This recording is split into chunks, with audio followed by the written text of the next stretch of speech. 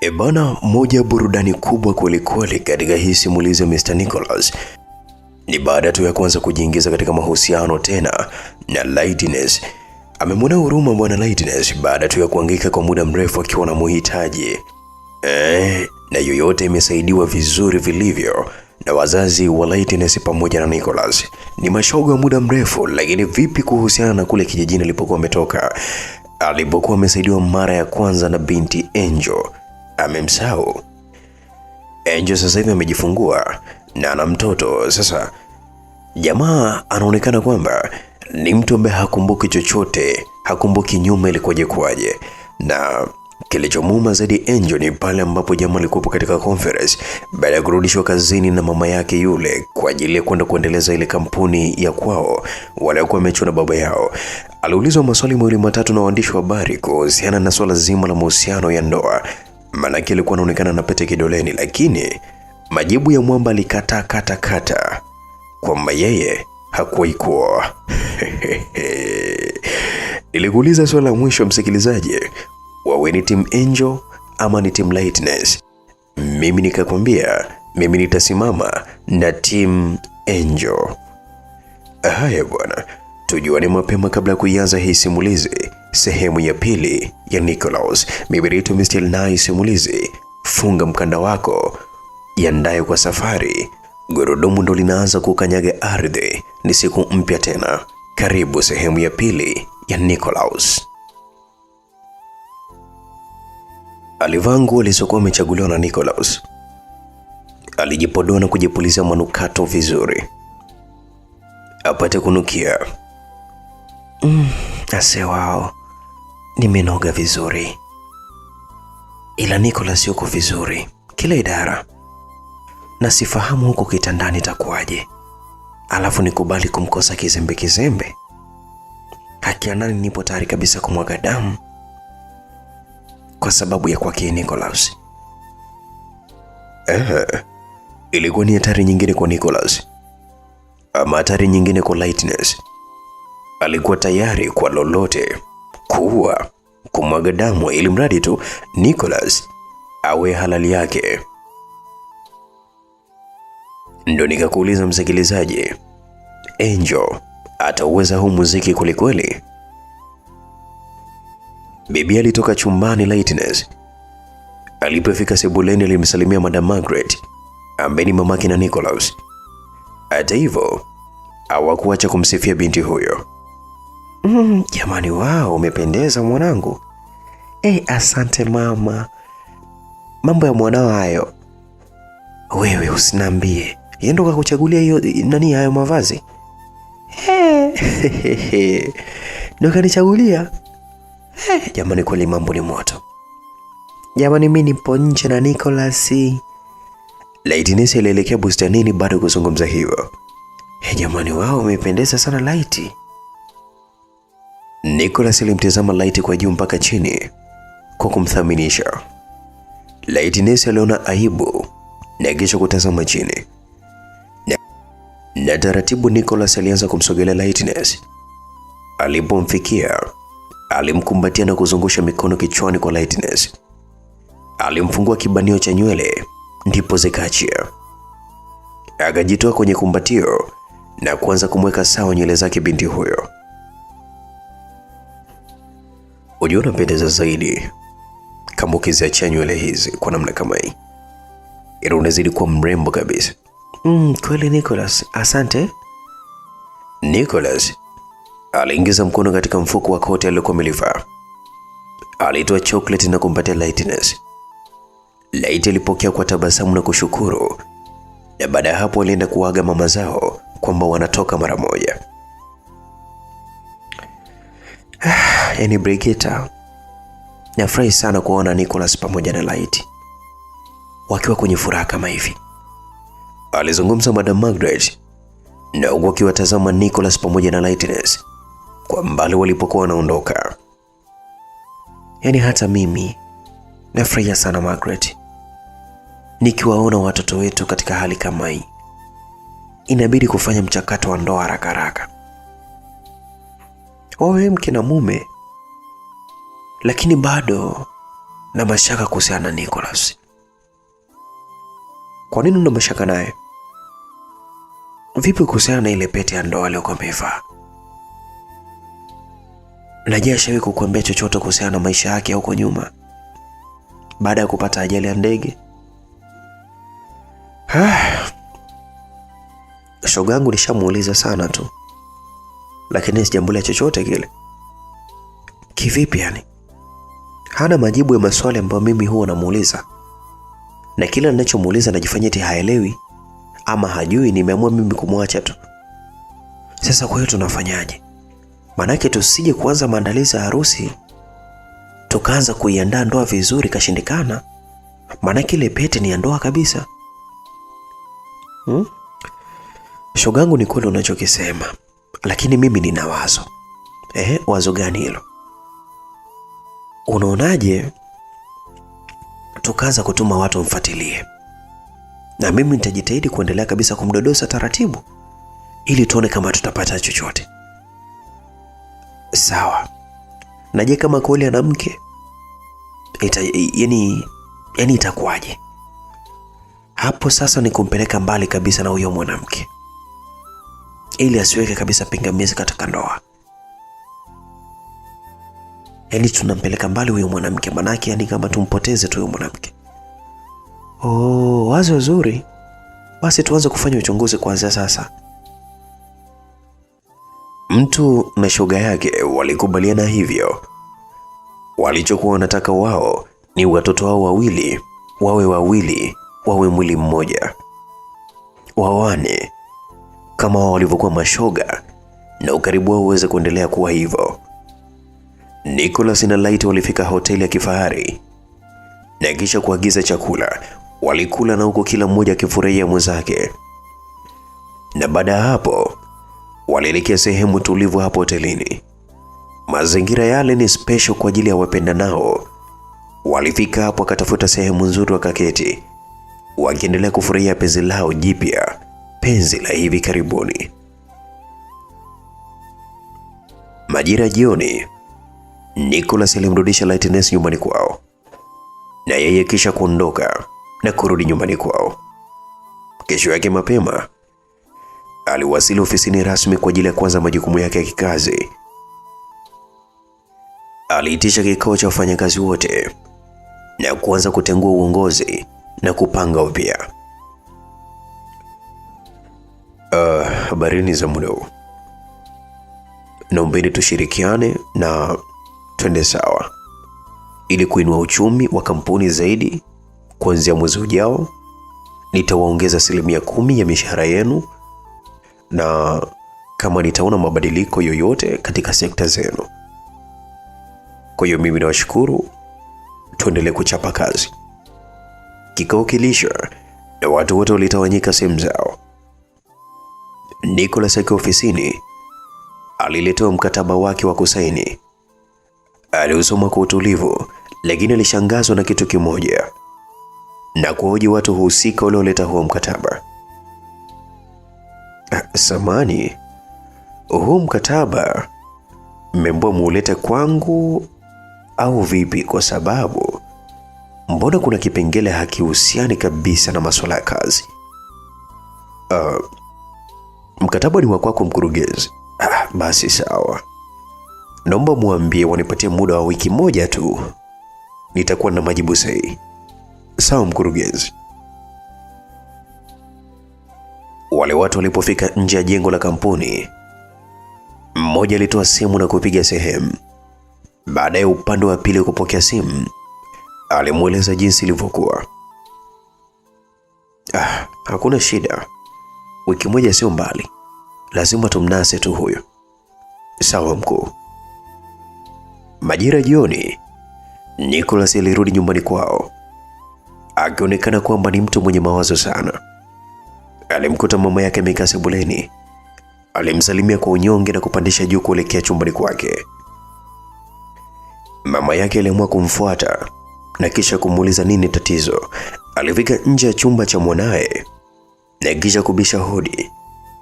Akaruhusiwa kupita. Mama huyo aliingia, alimkuta Nicholas ameketi kitandani. Alikaa pembeni yake na kuanza kumuuliza, Mwanangu vipi, kuna usalama huko tokako? Usalama upo mama. Sasa mbona kama uko sawa? Nini shida? Shida ni mkataba. Hauko sawa kama awali. Kivipi hauko sawa?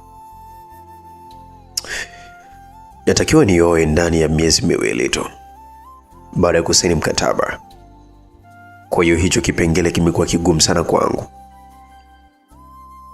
Nadhani mama hawajakitendea haki kabisa, wala kunitendea haki mimi. Lakini kwa kuwa sasa hivi sio na mahusiano na Lightness mwanangu, nadhani hakuna ugumu wowote, wewe kubali tu. Mama, mimi siko tayari kufanya vitu kwa sababu ya mkataba au mikataba kipumbavu. Nitafanya vile nipendavyo mimi mama. Hivi inakuwaje mkataba unilazimishe kuoa ili niendelee kubaki pale katika cheo changu? Huo ni unyonyaji mama, si sawa kabisa. Kwa hiyo mwanangu, upo tayari kuona mali zetu zote zinateketea kijinga na wewe una uwezo wa kuzisimamia? Siku hizi umekuwa jeuri sana na una kiburi mno. Unataka kile unachokiamua wewe ndio kiwe. Hautaki kabisa hata ushauri. Yaani unanidharau hadi mimi mama yako. Nicholas alijisikia vibaya baada ya mama yake kuanza kulia, kwa sababu tu ya kwake yeye amegoma kujihusisha na masuala mazima ya kuoa. Aliamua kujishusha na alianza kumwomba msamaha mama yake huyo. Mama, mimi nakuomba nisamehe.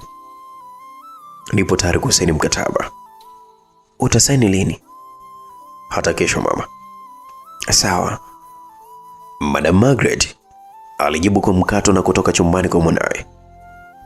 Yaani ndege ni wa kwangu mimi, ya nini kumshikia manati sasa? Alicheka kwa ushindi baada ya kufika chumbani kwake. Na nitahakikisha hiyo kesho kweli anasaini huo mkataba. Atake astake, hawezi kutumiza vichwa sisi. Sisi watu wazima bwana. Mara anasikia honi ya gari nje ya geti. Ni nani huyo sasa hivi? Geti likafunguliwa. Gari likaweza kuingia ndani. Alishuka binti mrembo. Alivalia skini pamoja na t-shirt nyeupe. Ametinga na miwani yake vizuri mieusi, lakini chini amevalia raba zake nyeupe. Alimpatia mlinzi salamu na inaonekana walikuwa nafahamiana na mlinzi huyo pale getini. Alifungua buti. Alishusha begi na kuanza kulikokota taratibu kuelekea ndani. Alifungua mlango na kukutana na kijakazi. Walikumbatiana kwa furaha na baada hapo alimpokea begi na kupandisha nalo kwa juu. Mama.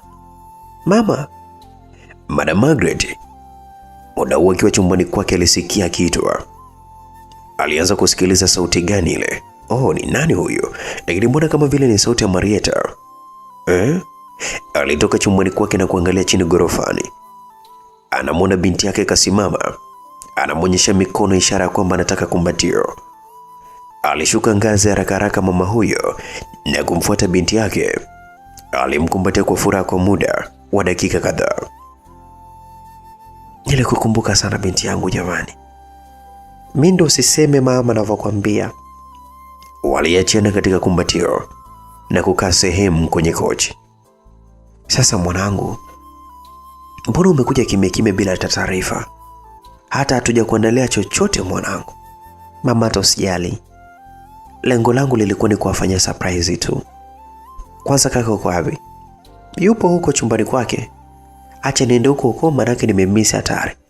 Wewe, na mtu mwenyewe kavurugwa sana siku ya leo.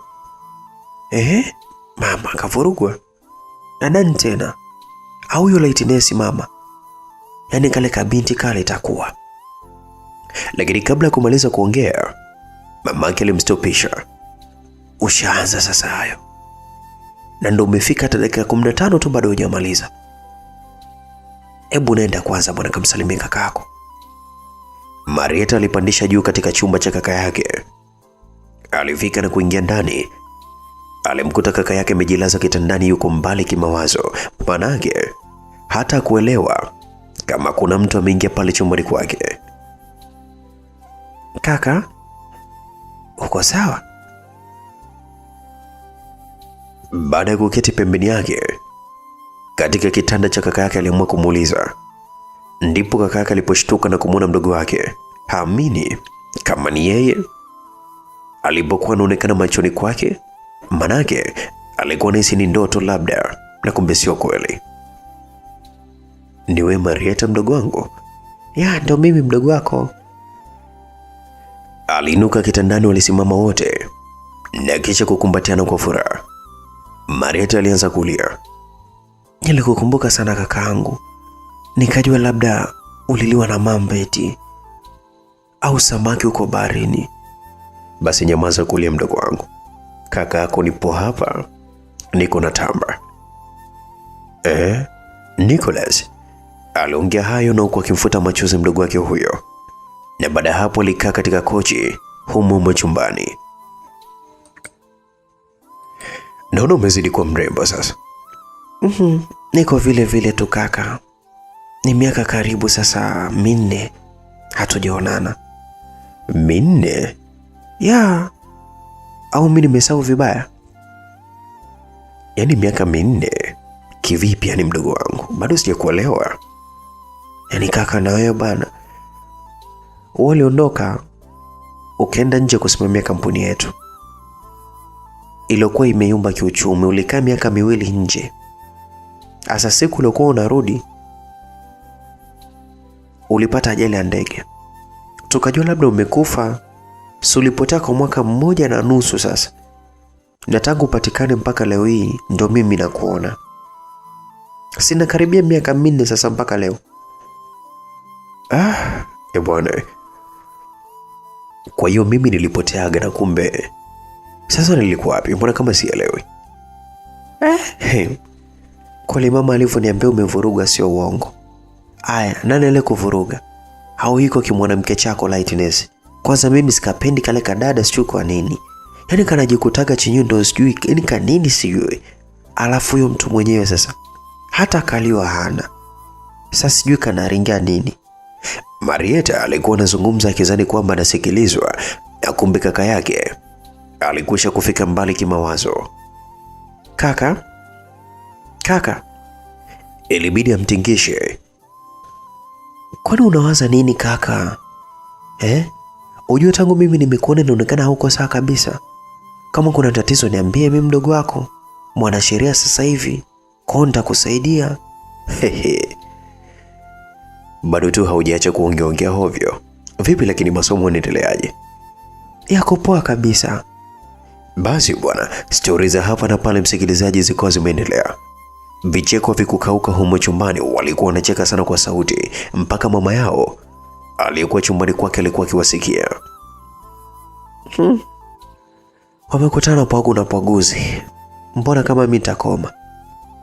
Manake Niki zamani alikuwa ni mpole, ila siku hizi kama mkorofi huyo. Marieta huyo yeye ndo komesha kabisa. Lo jamani, mimi kazi ninayo. Watoto. Baada ya muda walikusanyika mezani kwa ajili ya kupata chakula cha usiku. Walikula na huku story 2-3 zikiendelea, na walipomaliza walitakiana usiku mwema. Kila mmoja aliingia chumbani kwake. Nicholas alikuwa ni mwingi wa mawazo kutokana na namna mdogo wake alivyomuelezea. Yaani kwamba nilipata ajali ya ndege, nikapotea mwaka 1.5, na hata wao hawajui nilipokuwa. Sasa nilikuwa wapi? Maana hata mimi sijui nilikuwa wapi.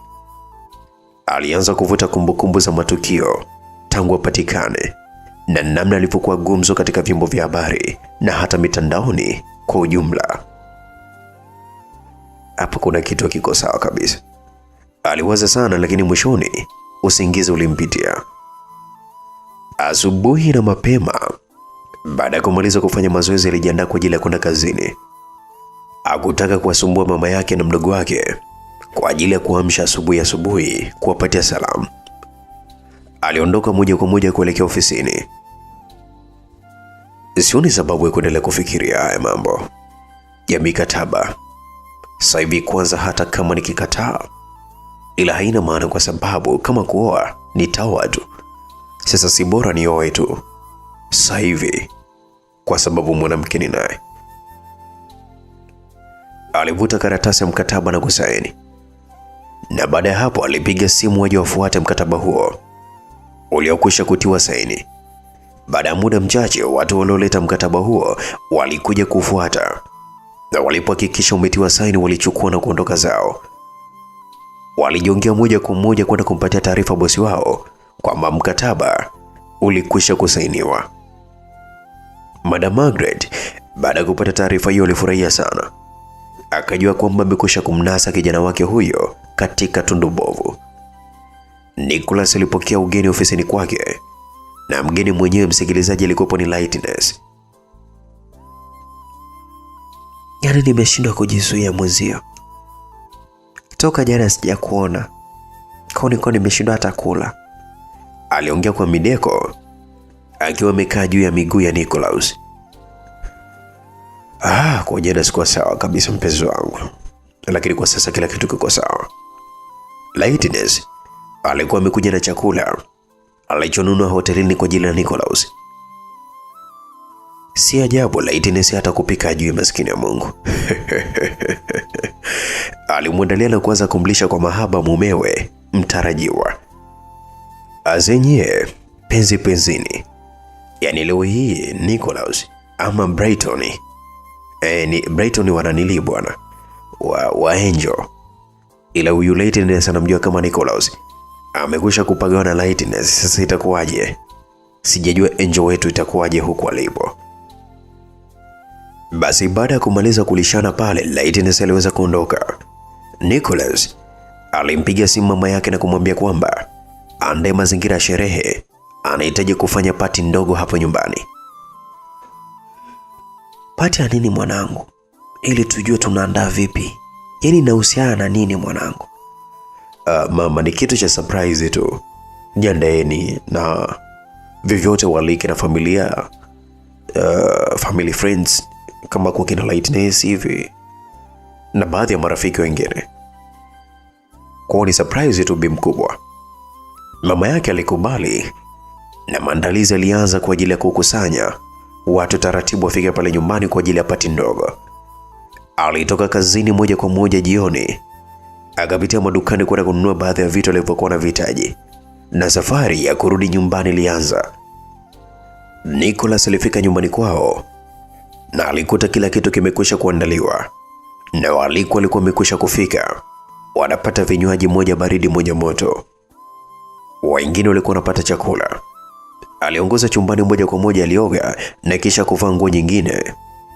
Alitoka na kuanza kusalimia waalikwa, na baada ya hapo alipanda katika jukwaa simple tu lililokuwa limeandaliwa na kuanza kuongea. Asanteni sana ndugu waalikwa, mabibi na mabwana mliofika hapa katika jambo langu, lakini pia mnisamee bure kwa kuwakurupua tu, manake imekuwa ni ghafla sana. Lengo la hii hafla fupi ni kumtambulisha mchumba wangu ambaye siku hizi ama siku hizi za karibuni hapa, kama Mungu akinijalia uzima, atakuwa mke wangu halali. Lightness, popote pale ulipo mama, na kuomba upite mbele.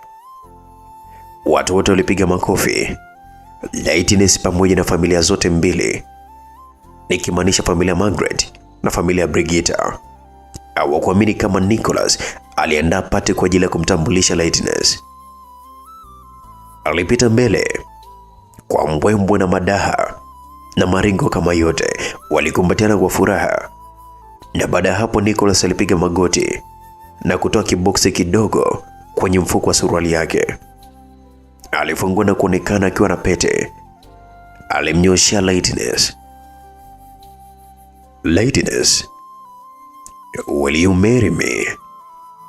Light aliganda kwa dakika kadhaa na huko machozi akimtoka. Yes, Nicholas. Nicholas alimvisha pete Lightness. Watu wote walipiga makofi. Sasa rasmi Lightness amekuwa mchumba wa mtu. Wageni walikuwa waliwapatia hongera na hatua waliokuwa wamefikia. na kuombea heri waifikie katika siku ya ndoa. Upande wa wazazi wao walikuwa ni watu wenye furaha isiyo kifani, lakini kwa upande wa Marieta, mdogo wake na Nicholas, hakufurahia kabisa. Nicholas alipewa pongezi na marafiki zake akiwemo Anderson. Na ndipo sherehe ilisha, watu wote walitawanyika. Zikabaki familia mbili zilizokuwa karibu, wakiendelea kufurahi katika jambo la watoto wao hao. Baada ya muda, Lightness na mama yake waliaga kuondoka. Nicholas muda huo alibaki bustanini akitafakari, na alionekana ni mwingi wa mawazo. Alikuja kushtushwa na mdogo wake Marieta baada ya kumshika bega na kumfuata alipokuwa. Kuna siri gani unayoificha kaka? Mbona tangu nimerudi na kukuona naona kabisa huko sawa? Niambie, mimi ni mdogo kwa umri kaka, lakini naweza nikakushauri jambo kubwa tu na likaleta mwafaka. Lakini pia kama ni siri basi na kuahidi nitaitunza, sitomwambia mtu yoyote. Sipendezi kukuona ukiwa katika hali hii, lakini pia nahofia utazeeka haraka. Mjinga kweli wewe, eti nitazeeka haraka? Ya ndio kaka, mawazo yanazeesha, kwani wewe hujui? Wewe niambie tu, mimi nitakusaidia. Nicholas aliona ni bora mueleze mdogo wake, labda pengine anaweza kumsaidia. Alimueleza namna alivyokuwa ameona mapicha na kwa gumzo tangu alipopata fahamu, baada ya kusemekana kwamba amepata ajali ya gari na tetesi anazozisikia kwamba alipata ajali ya ndege na kupotea kwa muda mrefu, lakini pia namna alivyojikuta akiwa na pete ya ndoa mkononi mwake, ikiwa imevishwa katika kidole chake maalum, kidole cha ndoa. Baada ya hapo, alimwomba mdogo wake amuelezee tena ni kitu gani kilimkuta.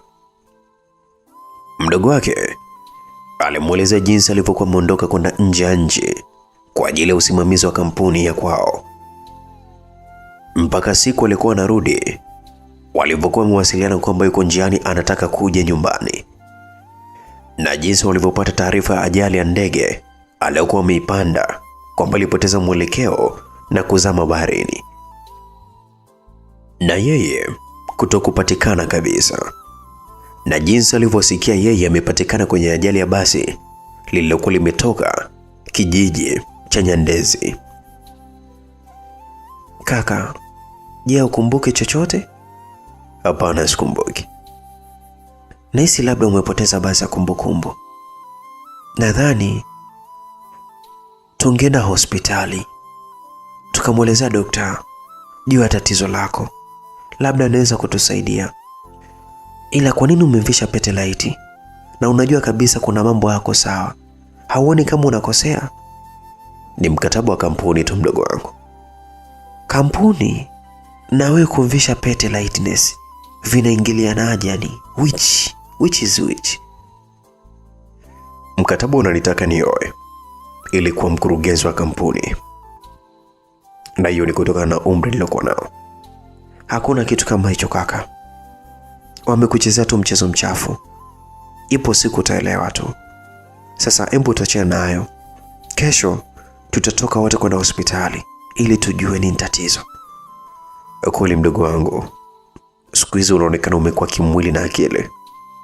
Yaani sasa hivi ndo unanifumbua macho ese. Basi bwana, walimaliza kuagana pale na kila mtu alielekea chumbani kwake kwenda kupumzika. Madam Margaret muda huo alipokea simu kutoka kwa watu wake aliokuwa wamewatuma umfuatilie Nicholas kila kona, lakini walikuwa na ambulia patupu. Madam, hakuna chochote tulichofahamu kuhusiana na mwanao. Basi achane naye, kama kuna issue nyingine ikitokea mimi nitawashtua. Sawa madam. Asubuhi na mapema kulikucha, Nicholas pamoja na mdogo wake Marieta waliongozana mpaka hospitali. Walionana na dokta na kumweleza kila kitu. Dokta alimuingiza Nicholas katika chumba maalum, alimwamuru alale kitandani, alimvalisha mitambo kichwani kwake mfano wa headphone, alimwambia fumbe macho, na baada hapo dokta alichukua kompyuta iliyounganishwa na mitambo alianza kuibonyeza. Baada tu ya dakika 5, Nick akaanza kabisa kuwezeka. Anakumbuka namna alivyoishi kijiji cha Nyandezi na wasamaria wema aliwakumbuka, lakini kubwa zaidi anakumbuka namna alivyompenda binti mrembo Angel mpaka kufunga naye ndoa. Anakumbuka namna alivyokuwa anapapasa tumbo la Angel kipindi hicho akiwa na ujauzito. Alikumbuka namna ya kuzungumza na mwanae aliyekuwa tumboni kwa kipindi hicho. Anakumbuka namna alivyokuwa anaagana na Angel stendi ya mabasi kijijini pale Nyandezi. Anakumbuka namna ambavyo basi lilienda kugonga mti, na hapo ndipo mwisho wa kumbukumbu zake kijana Nicholas. Alifumbua macho na kutaja jina la Angel kwa sauti kubwa mpaka Marieta alikuwa nje ya chumba alisikia. Dokta, nimekumbuka kila kitu. Nimekumbuka sasa. Oh, kumbe nilipoteza kumbukumbu mimi. Dokta. Dokta alimvua mtambo wake na kuongozana naye mpaka ofisini kwake. Alimpatia dawa maalum kwa sababu kichwa kilikuwa kinamuuma. Na baada hapo aliwaruhusu waondoke pale hospitali. Walipofika ndani ya gari, Nicholas alianza kumwadisia mdogo wake Marieta kila kitu, na huku akiwa analia. Mdogo wake alimpatia pole kaka yake, na alihisi tu kulikuwa kuna kitu kinaendelea. Mdogo wangu, nahitaji niende Nyandezi sasa hivi. Nimemisi sana mke wangu, na sijui atakuwa yupo katika hali gani. Sijajua kama atakuwa amekwisha kujifungua. Nikupenda sana Angel wangu. Wewe ni mwanamke wa pekee sana kwangu mimi, na kufuata malkia wangu. Marieta alimtizama kakake huyo. Alikuwa ni mwingi wa furaha, japokuwa alikuwa analia, lakini alielewa ni namna gani kaka yake alikuwa na furaha kubwa sana kwa kiasi hicho. Sasa ndio nataka kwenda sasa hivi. Haoni kuwa muda umeenda sana kaka? Mimi naona tungerudi nyumbani kwanza tukampange mama, ila tusimwambie kuhusiana na haya. Utamwaga, utajua mwenyewe unaagaje. Utamuongopea nini? Mimi sijui, ili kesho asubuhi tuanze safari kuelekea Nyandezi. Sawa mdogo wangu. Asante sana mdogo wangu, yani bila hata wewe sijui hata nilikuwa naelekea wapi mimi. Usijali kakaangu, mimi nakupenda sana, na hilo wewe mwenyewe unalijua. Sasa vipi kuhusiana na Lightness? Si ndo mchumbako? Mchumba kitu gani bwana? Mimi ni mume wa mtu bwana. Mambo ya mchumba nini hapa? Walirudi nyumbani kwao. Nicholas akiwa ni mwingi wa furaha, alitamani masaa yaende mbio kweli, na kesho yake iweze kufika kamwone Angel. Alimkumbuka sana mkewe, na akijua kwamba amekwisha kujifungua sijui itakuwaje. Sasa mdogo wangu, mimi naona hapo bora tu twende kimya. Tusimwage mama, lakini tutampatia tu taarifa kesho yake jioni, au unasemaje? Walikuwa chumbani kwa Nicholas wakiwa wanajadiliana kuhusiana na safari yao ya kesho kuelekea Nyandezi. Sawa. Na vipi kuhusiana na pete yako ya ndoa? Ulitupa? Hapana, ipo. Na hauwezi kuamini, siku niliyokuwa naivua, moyo wangu uliniuma sana mpaka nililia, na kumbe kwa sababu ni kiapo. Nisamehe sana Angel wangu. Inaonekana huyo binti Angel ameuteka sana moyo wako. Si ndio kakangu? Amekuteka sana Alafu anaonekana ni mzuri sana huyo Angel Yaani sana tu, sana. Ni mzuri wa sura, umbo, roho, mpaka tabia. Acha mimi ni nyamaza, utajionea tu mwenyewe. Nisiandikie mate na wakati wino upo. Kweli cha mtu chake, manake sio kama sifayo. Bwana, kwanza nipishe kidogo bwana, nipumzike, manake kichwa kinaniuma kweli. Nawe bila kufukuzwa, uondoke hapo ulivyokombea wewe.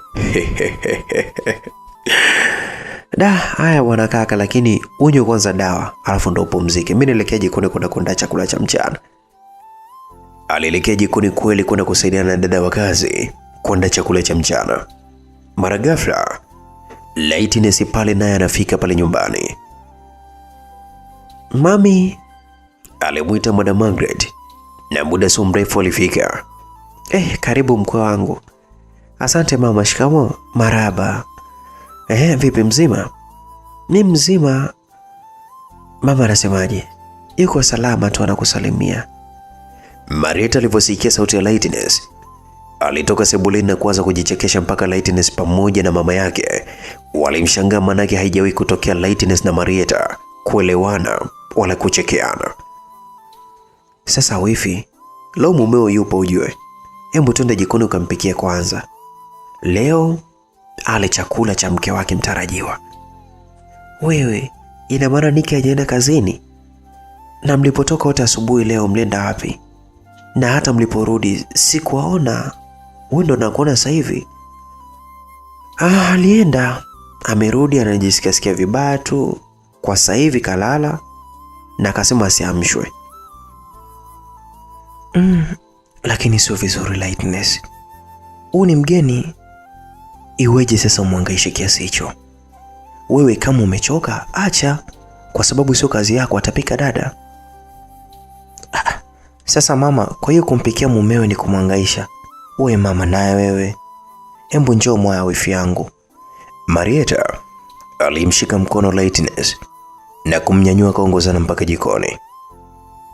Aya mama, uwanja ni wako. Sisi tutakuwa tunakusaidia tu kuandaa, kukatakata viungo, labda pengine vitunguu, nyanya, nini na nini, lakini uwanja wako. Enjoy football. Lightness alikuwa ni mnyonge, alijua moja kwa moja Marieta anataka kumkomoa, lakini hakuwa na namna. Alianza kukarangisha madikodiko. Alipika tambi za mayai na rosti la nyama, sambusa na chapati za mayai. Yaani Marieta alikuwa amekaa pembeni anamwangalia tu. Yaani wewe mwanamke lo, alijisemea moyoni na kuangalia tu jinsi alivyokuwa akipika ovyo ovyo. Walitazamana na dada wa kazi, walikuwa wanaguna tu. Chakula bwana kiliandaliwa mezani. Nicholas aliamshwa na kujumuika nao mezani. Alisalimiana na Lightness lakini hakuonyesha kumchangamkia kama alivyotegemea binti huyo Lightness. Kaka, leo wifi katupikia chakula. Lightness, inuka sasa umpakulie mumeo. Lightness aliinuka na kufungua hotpot la tambi na kumpakulia Nicholas. Nicholas jicho lilimtoka, manake tambi si tambi bali uji si uji, akawa amekausha tu. Lightness akawa amefungua hotpot la roast nyama. Wow. Sio tu chuzi. Jamani, lilikuwepo ni chuzi la hovyo. Mama Nicholas aliona hadi aibu, maskini ya Mungu. Akawa amefungua hotpot la sambusa la mwisho. Nazo vivyo hivyo ni mashokorobo tu. Jamani, mgeni wifi leo amejua kabisa kutufundisha adabu.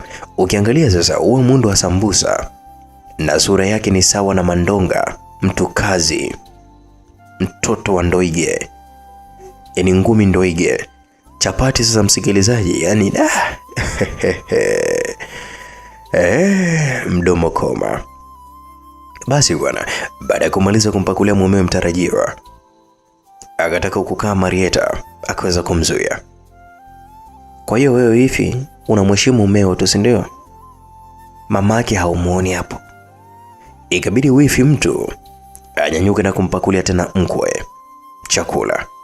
Baada ya hapo wengine walijipakulia, kiwemo Lightness mwenyewe, Marieta na dada wa kazi. Sasa kila mtu akawa anakitazama chakula. Ikabidi sasa Lightness mwenyewe aanze kula chakula. Akazamisha kijiko kimoja cha tambi na chuzi la nyama. Alishtuka, na baada ya kuona watu wote wanamtizama tu, alijikaza kutafuna, lakini baadaye kila akitaka kumeza chakula anaona chakula kinarudi. Ukiona chakula alichokuwa amekipika, ama ukiona chakula mwenyewe umekipika alafu kinakushinda, basi ujue kwamba wewe haufai kuwa mke, ama wewe haufai kabisa kuwa mume wa mtu. Maana chakula mwanangu napika alafu uzalendo unakushinda wewe mwenyewe. Muda huo naye Lightness uzalendo ulimshinda. alitoka mbio mbio mpaka jikoni katika sinki. Alitema na kusukutua mdomo, na huko nyuma Marieta mbavu zilikuwa zinamtoka vibaya mno. Alikuwa anacheka vilivyo mdogo wake na Nicholas. Haya, mkwe ndo huyu sasa. Sasa kama chakula tu kimemshinda, hata mapishi hajui. Hata mpishi mwenyewe ameenda kukitema. Sisi tusemeje? Hichi ni chakula ama ni matapishi? Tusemeje sasa? Madam Margaret sura ilimshuka, hata nguvu za kumtetea hakupata tena. Manake sio kwa chakula kile jamani, chakula kibovu kweli kweli. Nicholas akawa amemwambia mdogo wake na dada wa kazi wajiandae, na yeye akawa ameelekea chumbani kwake kwenda kujiandaa. Basi bwana, muda huo alibaki mama yao katika meza ya chakula, anatazama mauzauza, asiamini kama ndio kweli Lightness ndiye aliyepika chakula hicho. Lightness naye huko jikoni hahitaji kabisa kutoka, alikuwa anaona aibu. Hata watazamaje Nicholas na mama yake. Walipokuwa tayari kwa kujiandaa, walipanda gari na safari moja kwa moja hotelini kwenda kula chakula cha mchana. Margaret alipoona kimya Lightness atoke, alimfuata jikoni na kumkuta anazunguka zunguka. Alipomwona mke wake, alishtuka na kuinamisha sura chini kwa aibu. Mama, nisamee, haitojirudia tena. Mimi wala hujanikosea, umemkosea huyo bwanako. Hivyo basi wameondoka na sijui wapi wameelekea. Yaani umepika wewe. Bane, ni aibu naona mimi. Lo. Yaani ulichokipika hichi chakula aibu naona mimi. Na kosa sio lako bali ni malezi. Mimi nimemlea huyu Marieta. Yaani sina mashaka naye popote pale anakaa. Hivyo basi mwambie mamako akufundishe. Akutafutia hata mwalimu wa mapishi akufundishe. Na si mapishi tu, hata kazi nyingine. Sawa mwanangu? Sawa mama. Aya basi nenda nyumbani ukapumzike. Madam Margaret hakutamani hata kuendelea kumtazama Lightness, manake sio kwa mauzauza yale jamani. Mpaka leo hii mama mkwe alipitisha mkataba mwanae asaini. Amemwona kabisa jamani, huyu ni mkolombwezo. Wale waliokuwa wametoka walirejea nyumbani na kumletea mama chakula. Walijua tu hata naye mwenyewe kimemshinda. Basi mama yao alikipokea chakula, alikula. Kesho yake asubuhi walijiandaa na kumwaga dada wa kazi, na safari ya kuelekea Nyandezi, msikilizaji, ilianza. Kaka mtu na mdogo mtu, na baada ya masaa mengi waliwasili Nyandezi. Nikiwa nimekaa niko jikoni enjo, mimi nikiwa naandaa chakula cha jioni, muda huo mwanangu alikuwa amelala. Shangazi na mjomba na wao hawapo. Nilisikia mungurumo toka gari nje. Mbunge huyo kashafika jamani. Na sijui amekuja kufanyaje, maendeleo yenyewe hafanyi, kila siku tu porojo. Mimi ndo sitaki kabisa hata kumsikia huyo mbunge. Maana yake ashatufanya sisi wana kijiji wa hapa Nyandezi ni mazezeta. Ilikuwa nazungumza mwenyewe tu huko jikoni. Mawazo yangu yote alijua kwamba huyo ni mbunge wa kijiji chetu. Maana yake kijiji chetu hakuna gari linalofika mitaani zaidi ya yale magari machakavu. Milio yake sasa ni yale ambayo yanabwatuka kulikweli, yanayovumishwa na upepo, na sio gari kama gari au magari mazuri ya kifahari. Hafiki kiukweli. Mara nilikuwa nimesikia mtu anabisha hodi kwa kugonga mlango. Nikasema sijui nani tena huyu. Niliinuka taratibu nikawa nimeufuata mlango. Niliufungua mlango nikiwa nimejipamba kwa tabasamu mwanana usoni kwangu kumkaribisha mgeni huyo, na hata kumsikiliza uhitaji wake alikuwa anataka nini kwa muda ule. Karibuni, niwasaidie nini? Niliwauliza wageni wangu, na muda huo Nicholas alikuwa amenipatia mgongo, na namna alivyobadilika sikuweza kabisa kumtambua. Asante, aliitikia Marieta. Na taratibu Nicholas alianza kugeuka. Niliishiwa nguvu, nikaegemea kizingiti cha mlango. Brighton ama Nicholas alinisogelea karibu na kutaka kunishika, nikawa nimemstopisha kwa kumnyosha mkono. Mtoto naye ndani alianza kulia. Mungu wangu. Asante Mungu. Maneno hayo aliongea Brighton ambaye ni Nicholas. Nami niliingia ndani kwenda kumfuata mwanangu. Brighton na yeye bila hata kukaribishwa aliingia akifuatana na binti alikuja naye ambaye ni Marieta mdogo wake. Niliingia moja kwa moja chumbani, nikajifungia kwa ndani. Nilimpakata mwanangu nikaanza kumnyonyesha, na huko nikiwa nalia sana kwa uchungu.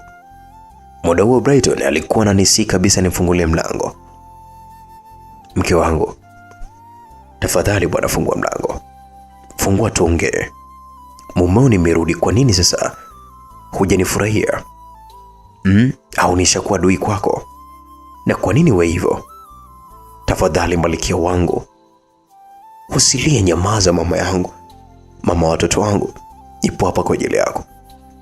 Brighton, tafadhali naomba niache na maisha yangu. Hayo yote nilijua tu kwamba ukipata pesa utanisaliti na kunikana. Ukaona haitoshi ukavua mpaka pete ya ndoa. Wewe una mchumba, hivi karibuni utamuoa, na kwamba niache Brighton, niache na maisha yangu. Na kuhusu mtoto nitalea tu mimi mwenyewe. Brighton alinyong'onyea baada ya kusikia hivyo. Na muda wote huo Marieta alikuwa amekaa kwenye kiti akimtazama kaka yake alivyopagawa juu ya mrembo huyo wa kuitwa Angel. Lakini huyu binti ni mrembo haswa. Acha kaka yangu apagawe tu. Yaani japokuwa maisha ni ya duni, lakini bado anaonekana ni mrembo sana kupita kiasi, na kupita hata sisi watoto wa kishua. Kweli Mungu fundi. Alimsogelea kaka yake na kumuinua alipokuwa pale chini mlangoni na kumuongoza kwenye kochi. Nilikana mbele waandishi wa habari kwamba sina mke wala sijaoa, na pia nina mchumba na hivi karibuni tutafunga ndoa. Yote hayo nilifanya pasipo hata kujitambua mdogo wangu. Mke wangu ni Angel, naye hanitaki sasa. Usijali, mimi naona tumpatie muda, na siku na walezi wake anaoishi nao. Sasa sijui wako wapi, tungezungumza nao wangetolewa. Nadhani watakuwa sokoni katika biashara. Ilikuwa ni majira saa 2 za usiku. Simu ya Brighton ilianza kuita, na mpigaji alikuwa ni mama yao kutoka mjini huko, Madam Margaret. Tangu asubuhi mpaka sasa mjarudi. Na wewe si mgonjwa wewe? Au umezidiwa huko mlipo? Mko wapi kwani? Brighton au Nicholas, baada ya kupokea simu, hata kabla ya salamu ya mama yake, alianza kulalamika.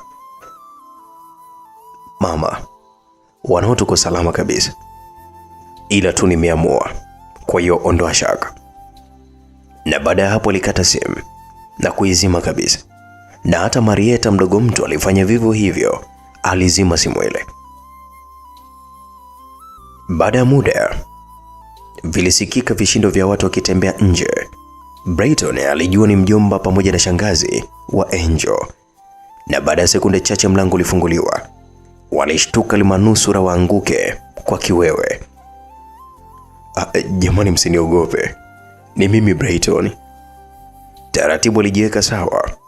Brighton alisimama na kuwasalimia, na hata Marieta pia alifanya vivyo hivyo. Baada tu ya salamu, maongezi yalianza. Baba na mama, kwanza naombeni mnisamehe sana kwa kipindi chote hicho nilichokuwa kimya, ila mnatakiwa mtambue kwamba ukimya wangu sio wa kupenda.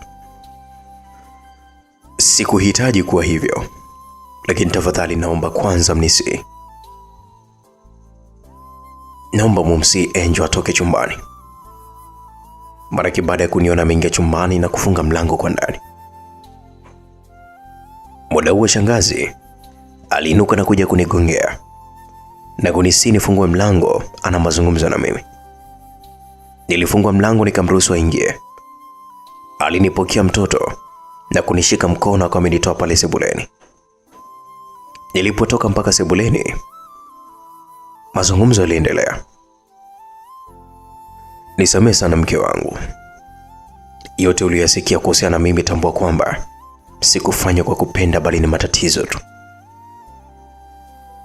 Brighton ama Nicholas alianza kueleza tukio la ajali mpaka jinsi alivyopoteza kumbukumbu muda wote huo. Mimi nilikuwa nalia tu. Huyu ni mdogo wangu anaitwa Marieta, ndiye aliyenisaidia mpaka kurudisha kumbukumbu zangu kuhusiana na nyinyi. na baada ya kukumbuka kila kitu kwa jana, leo ndo maana mmetuona tuko hapa. Nakupenda sana mke wangu, naomba unisamehe, sikufanya kwa kusudi, ni matatizo tu, ni matatizo mamangu.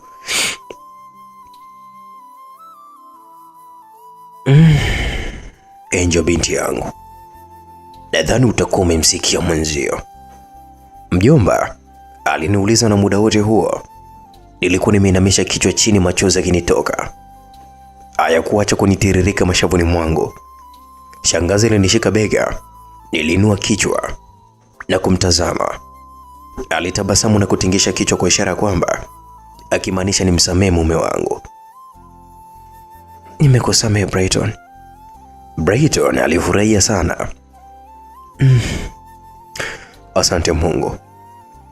Alinifuata, alininyoshia mikono bila hata kipingamizi. Alinyanyua mikono yangu, nilimpatia. Alininyanyua na kunikumbatia, na wote tulijikuta tunalia kwa furaha. Tuliachana katika kumbatio maridhawa. Brighton alinifuta machozi, na baada ya hapo alipiga magoti. Aliingiza mkono mfukoni, alitoa ile pete ya ndoa na kuniomba nimvalishe tena kwa mara nyingine. Bila iana nilipokea, nilimvalisha. Nyakati zote hizo mimi sikuivua ile pete yangu kwa kipindi chote hicho tangu alipopotea. Aliomba ambebe mwanae na shangazi alimpatia. Aiseni wewe mtupu huyu. Aliropoka wifi yangu Marieta, ambaye ni mdogo wake na Nicholas. Ni binti mcheshi asiyejua kujisikia. Manake wanawake wa mjini wengi wakienda vijijini, hasa kijiji chetu ambacho kimechoka choka kweli kweli, kilivyo kibaya, huwa wanaona kama kinyaa tu, lakini kwa Marieta ilikuwa ni tofauti. Ni kweli msikilizaji, mtoto wetu alimchukua sana baba yake. Kila kitu alifanana mno na baba yake. Brighton alitoka nje akawa amefungua buti la gari na kutoa mazawadi aliyokuwa amekuja nayo. Zilikuwa ni zawadi nyingi sana mno: nguo za mtoto, nguo zangu, za shangazi pamoja na mjomba. Halikadhalika vyakula vya ndani, maziwa ya mtoto na vitu vingi vya ajabu ajabu. Tulisaidiana kupika mimi na wifi yangu, japokuwa tulimzuia asifanye chochote kwa sababu yeye ni mgeni. Alikataa kata na kumwomba shangazi apumzike, mimi na yeye ndiye tuandae kila kitu. Nilimshangaa mno, ni binti wa namna gani huyu? Tuliandaa chakula na kilipokuwa tayari tulikitenga mezani, tulianza kula. Na baada ya kumaliza kula nilitoa vyombo, nikasafisha meza. Tulitakiana usiku mwema. Mimi na Marieta tulilala chumba kimoja kwa siku hiyo pamoja na mtoto. Brighton yeye alilala sebuleni kwenye kochi. Usiku ulipita. Palikucha asubuhi na mapema. Tuliamka kwa sababu tulikuwa tunaondoka kurudi mjini, mimi pamoja na mwanangu Jonathan na Brighton na dada yake. Mjomba na shangazi walikataa na kuomba waweke mazingira sawa kwa sababu safari imekuwa ya ghafla. Shangazi aliniita chumbani kwake na kunikabidhi kitambaa. Shangazi, hiki kitambaa cha nini? Mwanangu, kipindi tulipokuokota ulikuwa umevingirishwa katika hichi kitambaa, kitunze sana. Sawa shangazi, nimekuelewa. Asante sana. Naam. Kitambaa chenyewe kilikuwa ni cheupe, kimechora picha za mfano wa watu watatu, yani baba, mtoto na mama, wameshikana mikono. Nilikipokea na kisha kukihifadhi kwenye begi. Tuliwaga pale mjomba pamoja na shangazi, na safari ya kwenda kwenye jiji la Nangori ilianza. Hivyo basi tulifika Nangori majira saa 2 za usiku. Ikiwa na shangaa mji ulivyokuwa mzuri, hakuna banda hata moja nililoliona zaidi ya magorofa tu. Baada ya dakika chache, gari lilipiga honi nje ya mjengo wa gorofa. Geti lilifunguliwa na kisha kuingia ndani. Brighton alimbeba mwanae na tukaanza kupiga hatua kuelekea ndani. Wifi aliufungua mlango na kunikaribisha ndani. Karibu sana nyumbani wifi yangu. Asante. Niliingia ndani na tukakutana na watu ambao sikuwafahamu kabisa kwa wakati huo.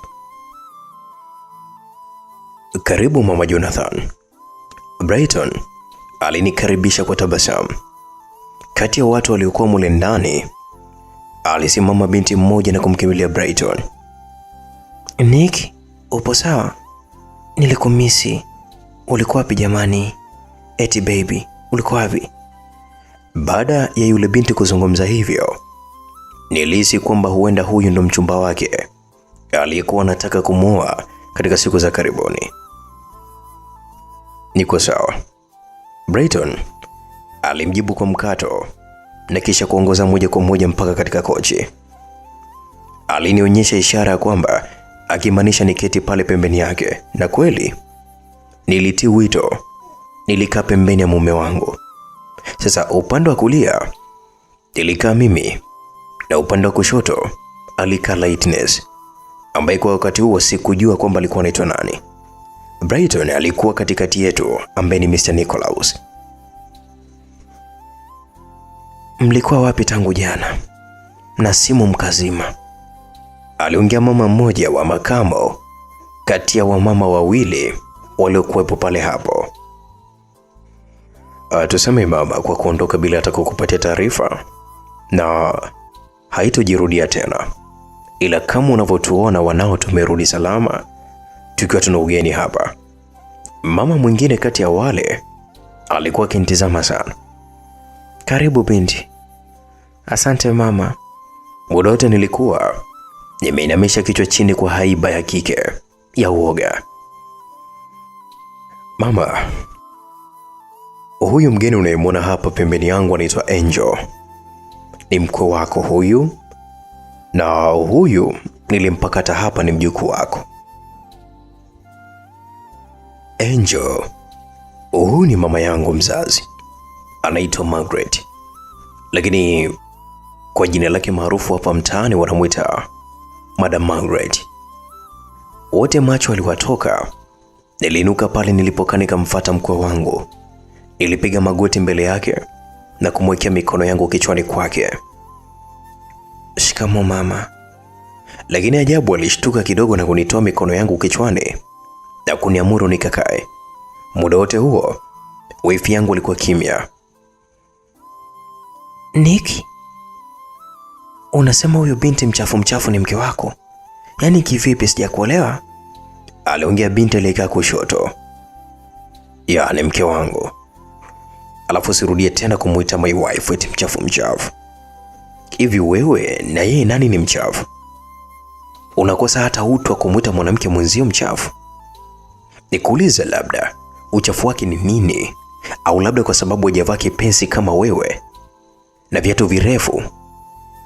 Au kwa sababu labda hajajipodoa kama wewe?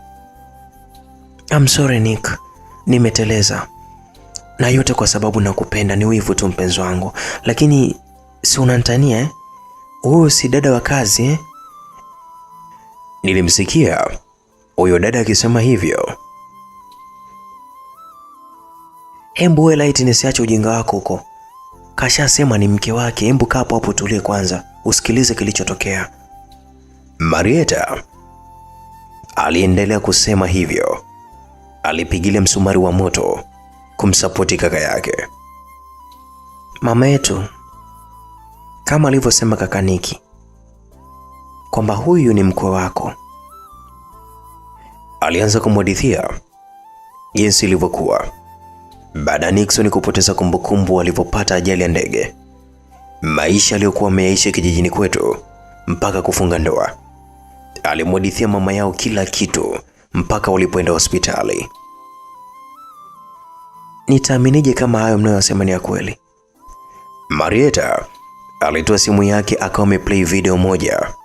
Ilikuwa video moja wapo. Alimpatia mamake itazame, na kumbe walipoenda hospitali katika chumba alichokuwa ameingizwa Brighton kilikuwa kina kamera CCTV. Na baada ya hapo au baada ya kutoka pale waliomba watumiwe katika simu. Mama mkwe wangu aliishiwa pozi. Lightness naye aliangalia ile video na hata yule mama mwingine alitazama. No, haiwezekani. Haiwezekani kabisa. Alianza kupiga makelele na huku akitupatupa vitu pale sebuleni. Alilifuata begi langu la nguo na kuanza kulikokota kulitoa nje. Wote tulisimama. Brighton ama Nicholas alimpa mtoto Marieta kwanza mshikie. Alianza kumfuata Lightness kwa kasi, lakini alichelewa. Tayari begi langu alikwisha kulitupa nje na kufungua nguo zilizokuwa zimesambaa ovyo ovyo. Watu wote walitoka nje. Lightness alinirudia na mimi mwanamke. Alinikamata mkono na kuanza kunivuta kama ng'ombe. Lightness, acha. Acha Lightness. Brighton alizungumza kwa ukali na muda huo mpaka macho alikuwa ni mekundu kwa hasira. Lakini Lightness hakutaka kuniachia. Aliendelea kunivuta mpaka mlangoni. Alinisukuma nje, lakini ajabu sikuanguka. Nilifikia kifuani kwa mume wangu.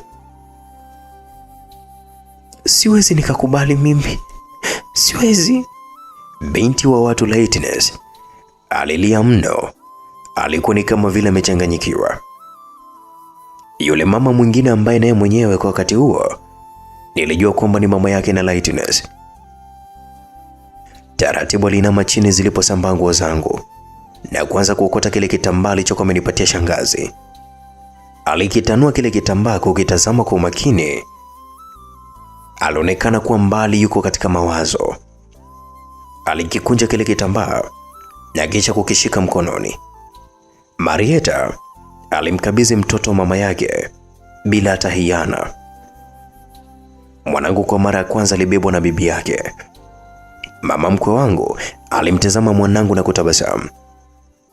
Marieta alianza kuziokota nguo zangu na kuzidumbukiza katika begi, na baada ya hapo aliliingiza begi langu ndani moja kwa moja. Alipandisha nalo juu gorofani. Mlio wa simu ulisikika katika mkoba wa mama Lightness.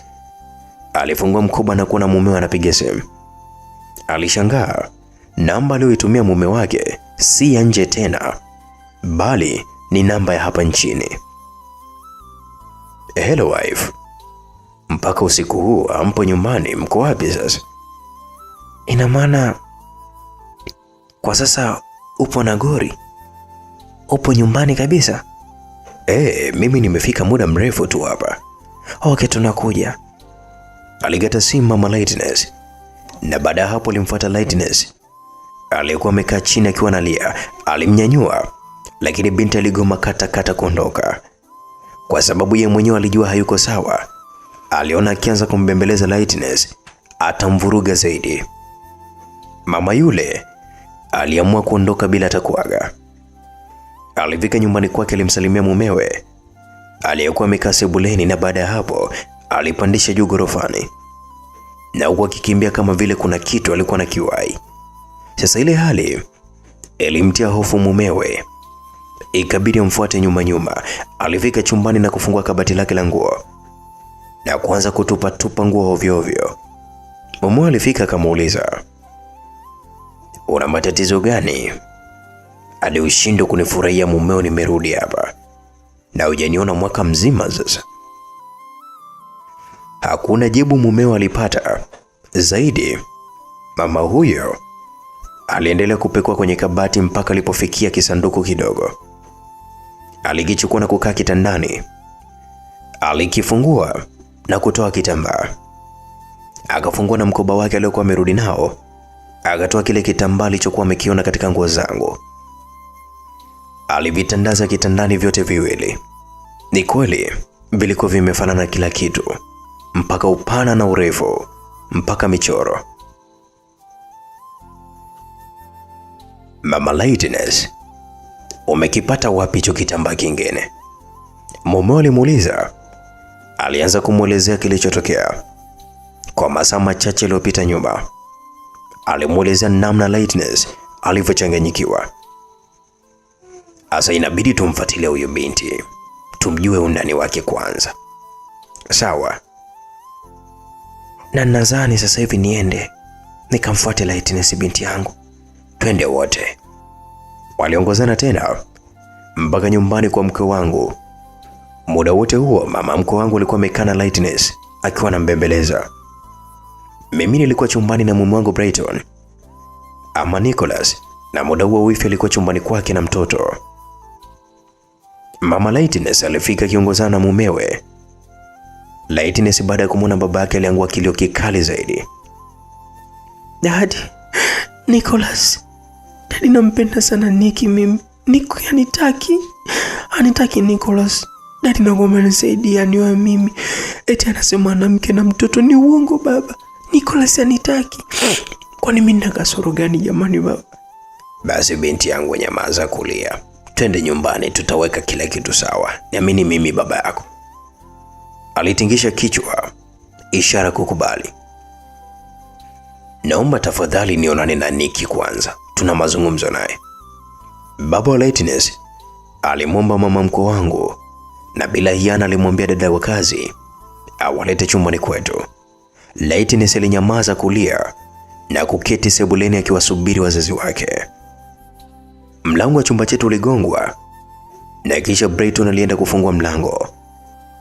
Alishangaa kidogo tu baada ya kuwaona wazazi wa Lightness. Mzee, shikamo. Marahaba. Shikamo. Marahaba. Samani, unaweza kuturuhusu kidogo, tuna mazungumzo na wewe? Aliwaruhusu waingie Nicholas. Walinikuta nimekaa kitandani. Tulipomaliza kutoa salamu, baba Lightness aliitikia vizuri, na baada ya hapo mazungumzo yalianza. Naitwa Mr. Godfrey, na huyu ni mke wangu anaitwa Brigitta. Nadhani ushamuona hapo awali. Walijitambulisha kwangu na kuzidi kunipatia mashaka. Mama Lightness alitoa vile vitambaa viwili na kunionyesha mimi na kunieleza kwamba kitambaa kimoja ni chake na kingine alikiokota kwenye nguo zangu. Vile vitambaa vilikuwa havina kasoro hata kidogo, yaani vimefanana kila kitu. Na ndipo Mr. Godfrey alianza kuelezea historia ya maisha yao kwa ufupi. Miaka 25 iliyopita nyuma, mimi na mke wangu hapo mwanzo tulikuwa tunaishi kijiji cha Nyalunda, lakini kama mnavyojua ujana, haya yanayoyapitia Lightness kuhusiana na mapenzi, hata sisi ujana wetu tulipitia. Mimi na mke wangu tulipendana tangu enzi hizo, ila kuna binti alinipendaga mimi hapo kijijini na alikuwa ni mtoto wa mwenyekiti, lakini mimi sikuwahi kumpenda. Nilimwoa mke wangu na tulibahatika kupata mtoto wa kike, ila vita iliendelea.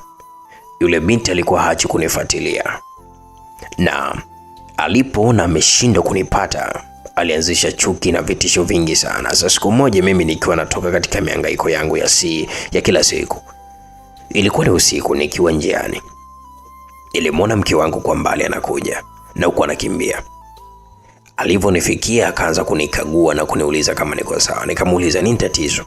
Akaniambia kwa sababu kuna vijana wawili wamekuja nyumbani na kumwambia kwamba tumemwona mumeo huko mabondeni amevamiwa na watu wasiojulikana, wanampiga na wameshindwa kabisa kumsaidia kwa sababu wale watu walikuwa na silaha. Nilimwambia mke wangu mimi sijakutana na hayo yote ulioambiwa. Nikamuuliza mtoto yupo wapi? Akaniambia amemwacha ndani, amelala. Nikahisi hatari, kwa nilitoka mbio mimi na mke wangu, na alinifuata. Tulifika eneo la nyumbani kwetu na kukuta watu wamezingira. Mke wangu hapo hapo alipoteza fahamu baada ya kuona nyumba yetu inawaka moto. Nililia mno, nikamsogeza mke wangu kichakani na kusogea mpaka katika tukio la ajali. Watu walianza kunipatia pole kwa kumpoteza mtoto wangu na mke wangu. Wanakijiji walijua kwamba na mke wangu aliteketea kwa moto, lakini haikuwa hivyo. Walinikabidhi baadhi ya vitu walivyowahi kabisa kuviokoa, vikiwemo na hichi kitambaa kimoja. Vitambaa hivi nilivinunua mimi na mke wangu. Kwa hiyo mke wangu alividarizi kwa mtindo huu, ukimaanisha kwamba baba, mtoto na mama. Labda au kabla ya tukio, mke wangu alimvingirisha kimoja mtoto na kumlaza kitandani, na baada ya tukio nilimbeba mke wangu na kwenda mbali kuanza maisha mapya, na Mungu ni mwema. Baada ya kuondoka kijijini pale Nyalunda, maisha alianza kutonyokea, na baada ya miaka 5 bila hata kupata mtoto, tulienda kupima hospitali, nikabainika mimi sina uwezo wa kuzalisha tena. Hivyo mke wangu alishauri tumchukue mtoto yatima mmoja wa kike kumwenzi mwanetu na tumlee kama mtoto wetu. Hivyo tulikubaliana. Na hapo tulipoenda kituo kimoja cha hapa Nagori, ndipo tulipoenda kumchukua Lightness na kumlea kama mwanetu sisi mpaka hivi sasa. Kwa hiyo Lightness tulimchukua kwenye watoto yatima. Alimaliza kusimulia baba yule. Mke wake Brigita muda wote huo alikuwa analia tu. Mr. Godfrey aliniomba nielezee historia yangu kwa ufupi. Basi bwana, nilianza kuelezea. Mimi niliokolewa kwenye ajali ya moto nikiwa mdogo sana, na walioniokoa walihama kijiji na kuanza maisha mapya kwenye kijiji cha Nyandeni. Kwao walikuwa wamenilea kama binti yao mpaka kufikia hapa. Na kuhusu hicho kitambaa nilipewa leo na shangazi yangu nikiwa najiandaa kuja huku mjini, na kuniambia kwamba ni kitambaa ambacho nilivalishwa siku ya tukio la wao kuniokoa. Kwa hiyo msikilizaji, baada ya kusema hivyo, moja kwa moja walijua kwamba mimi ni mtoto wao, na hata mimi nilihisi labda wanaweza kuwa ni wazazi wangu. Basi bwana, waliomba hilo jambo liwe siri yetu sisi wanne mpaka pale watakapopata uthibitisho wa hilo jambo, na wakaahidi kesho watakuja tena kwa mara nyingine. Waliondoka na Lightness. Mama mkwe wangu alinifuata chumbani na kuanza kuuliza nini kilichokuwa kinaendelea baada tu ya ujio wa Mr. Godfrey. Lakini tulidanganya, tukamwambia kwamba walikuwa wanalazimisha mtoto wao aolewe na Brighton ama Nicholas, lakini amekataa kata Brighton. Karibu mkwe wangu, karibu sana, jisikia hapa upo nyumbani.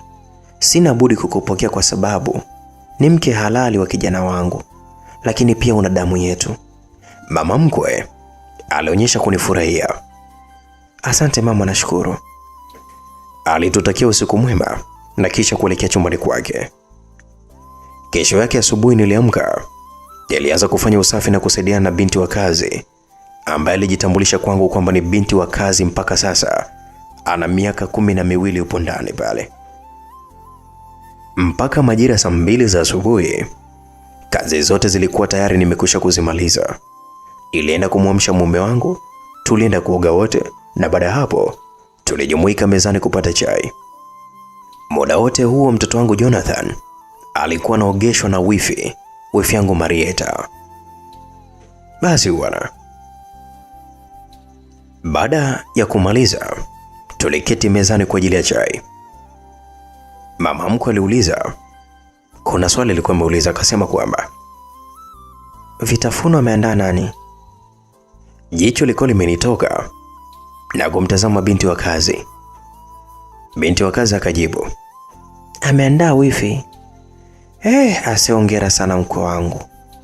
Mkwe unajua kupika mpaka unajua tena. Walifakamia vitafuno vyote kiukweli. Basi baada ya kumaliza kunywa chai, tukiwa tumekaa sebuleni, Nicholas alipokea simu, na baada ya kumaliza kuongea na simu, alimwaga mama kwamba tunatoka mara moja. Sikujua tunaelekea wapi, lakini kwa sababu ni mgeni ilibidi ninyamaze. Maana hata ningeuliza, ningeambiwa sehemu tunaoenda isingenisaidia kitu. Mimi nilikuwa ni mgeni. Safari iliishia kwenye jengo moja la hospitali.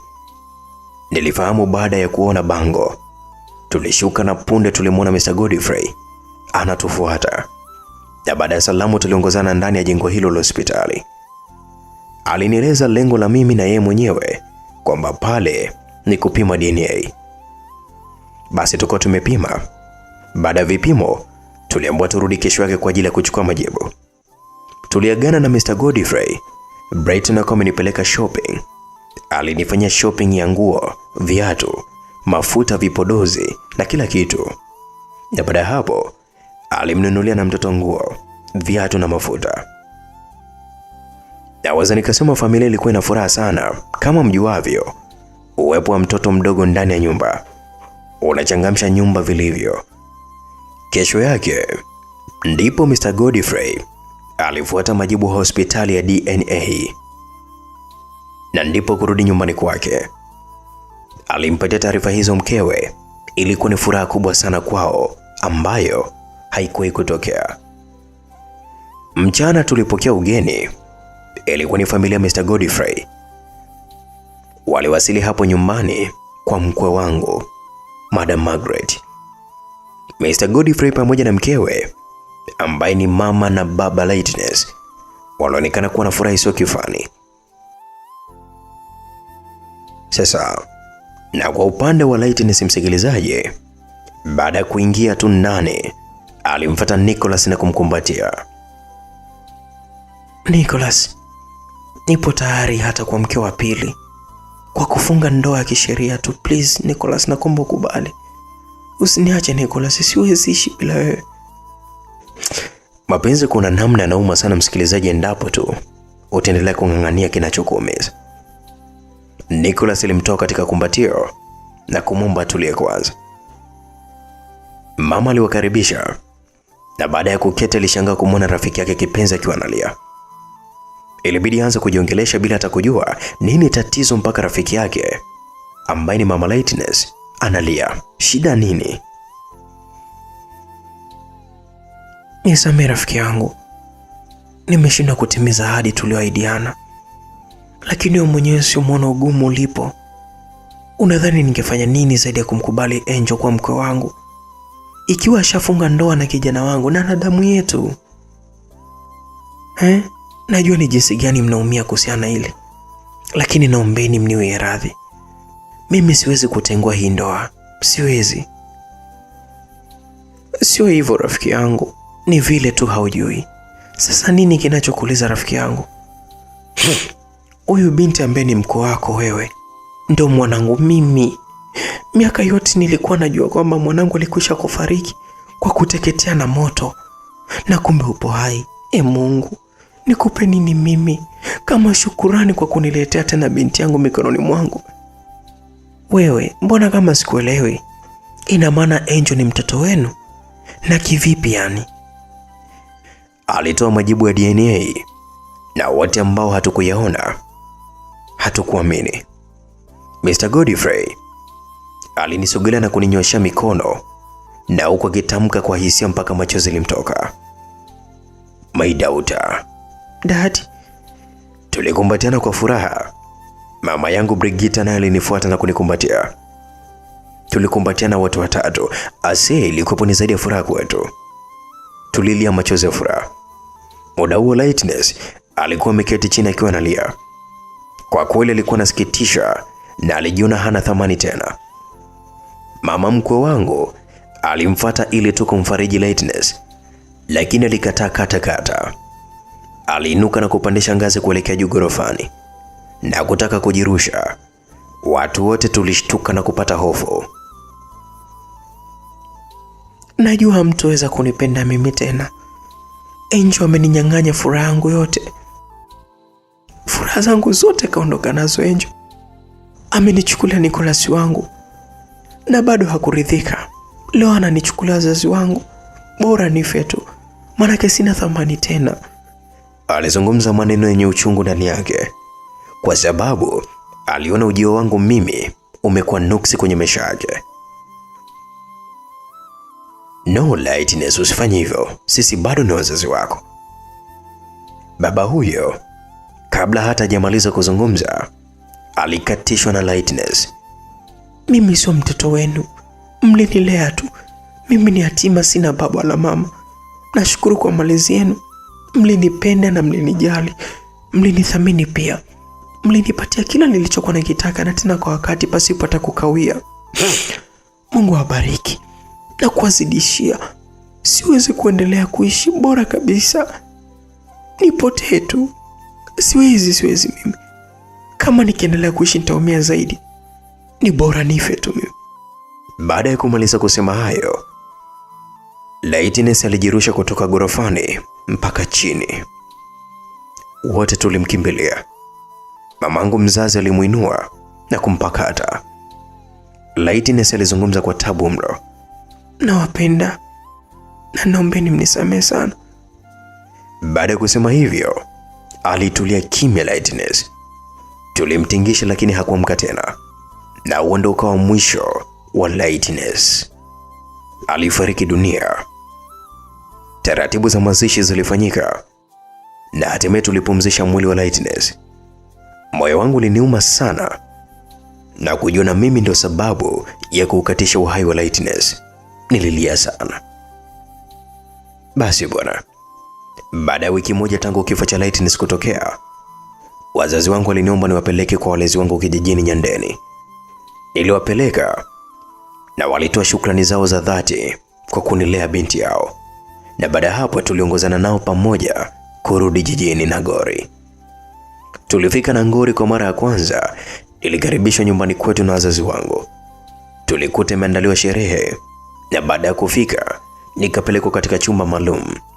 Niliandaliwa na kuvalishwa nguo nzuri. Azeni ilipendeza sana, naweza kusema hivyo. Nilikuwa kama malkia. Sherehe ilianza na rasmi nilitambulishwa kwamba ni mtoto halali na wa kipekee kwa Mr. and Mrs. Godfrey na ni mke halali wa Mr. Nicholas. Wazazi wangu walinipenda mno. Familia ya mume wangu nao walinipenda kupita kiasi. Kiufupi, nilijiona ni binti mwenye bahati sana kwa sababu tu ya kuwa mvumilivu na kwa sababu sikuwahi kukata tamaa. Msikilizaji, kuna wakati Mungu anakupa majaribu ili kupima ukomavu wako. Na siku zote kwenye mahusiano pia, kama mtu hakupendi, hahitaji ukaribu na wewe, ni heri kumwacha aende kuliko kuendelea kukumbatia maumivu. Lakini pia mapenzi ya kweli yapo na hayana mwisho. Wazungu wanasema always true love never die. Simamia kile kitu ambacho unakiona kinakupa furaha na ukitunze, usije kukipoteza. Ukiacha, mwenzako atakipokea. Na hapa tutakuwa tumefika mwisho simulizi. Mimi naitwa Mr. Nice Simulizi. Binti Angel anaenjoy na ndoa yake. Team Angel tumeenjoy. Team Lightness wamefia katikati ya safari. Nawashukuru sana kwa kunisikiliza kuanzia sehemu ya kwanza, na hii ni sehemu ya pili. Tunabwaga. Asante kwa kwa ambao utacomment na kulike, na hata utakayeshare kwa marafiki zako wapate kusikiliza hii simulizi, na hata kwa kwa ambaye utasubscribe hii channel. One love. I love you so much.